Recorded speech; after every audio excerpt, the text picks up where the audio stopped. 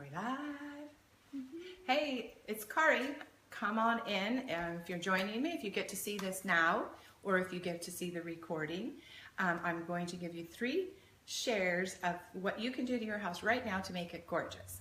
And I'm at my client's house, and I came out to do another project, and I'm going to give you 3 tips, but I'm also going to give you a tour of everything that we did here. So first of all, I came to her home, and she had 3 different types of flooring in the home.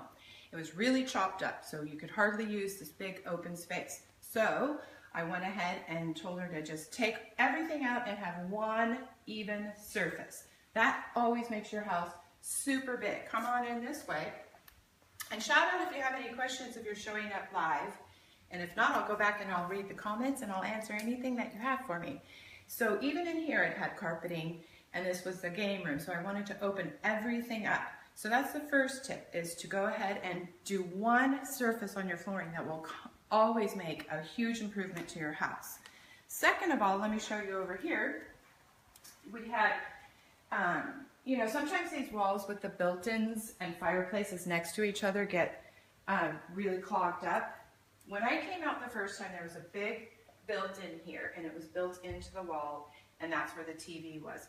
It was really fighting the structure of this fireplace, because first of all, she didn't care for the color of the wood, and second of all, it was just really another focal point. So I wanted to simplify the focal points. So I had my carpenter come out, sheetrock this all up. We'll rip out the big unit, sheetrock all this up, and then built in this little cabinet here because we still needed to use it for all of her electronics. So now all that clutter is put away, and we have this cool older door look. And so that was all custom made, and now the big built-in went away. I'm still asking for a bigger TV, but we got the small TV here. So that really helped this area to kind of calm down and not fight it, because we had a fireplace, we had a built-in, and then we had this open space here to the game room, which I decided to ask for her to do a chalkboard wall there. And so she loves to stick things up there for the kids. You can see it's used, it's fun, it just makes entertainment. Black is not scary to put in your space. So simplifying your focal points is tip number 2. And tip number 3 is, if you want to add texture to your space without, you know, giving too much obvious, you know, texture to it, you can go ahead and put shiplap on your walls. I had her dad install all this shiplap. I love it on the archway. I think it's insane. And I was making sure that when they did the shiplap, that you see all the nail holes and gaps and bulges and what have you, because it just adds to the character and the feel of vintage. So I went ahead and did this whole arch, and then I repeated it on this back wall here. So we brought it in, and then we just framed out the window to help. I have a frame over there too, but just to help, you know, marry the window frame to the shiplap wall.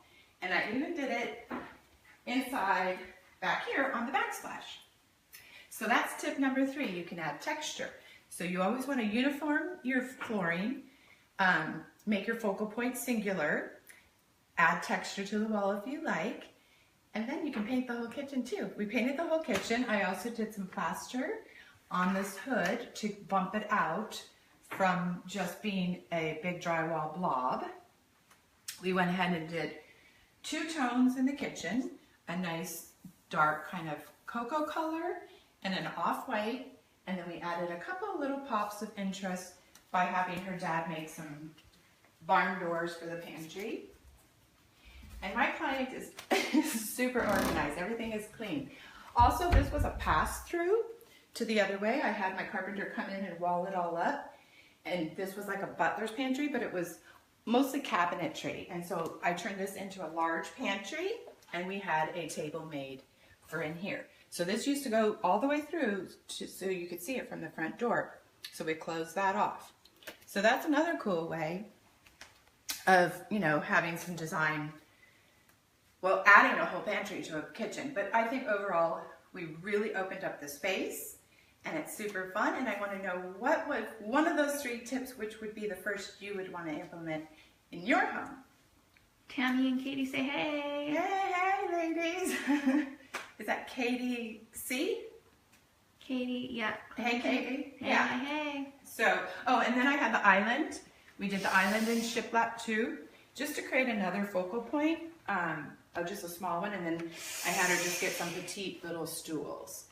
So today we're here to go ahead and do a really cool finish on her upstairs cabinetry, but we also opened up this cabinet because she wanted to have these funky old boxes in here, and so I had her dad line all that up. I aged all the wood, and then she has a really cool dad, so she's pretty lucky. So, you know, the countertops would be something I'd want to change later, but I think overall I came here a year ago and gave her all this design advice, and she went ahead and took everything and implemented it all the way down to a T, and I'm just completely in love with her little kitchen. So once again, what would be one of those 3 tips that I gave you that you would want to use first in your home? And share this with anybody that you just likes to take home tours. So anyway, I'm going to get back to work upstairs, and I'll show you what we're doing later. All right, peace out, guys. Bye.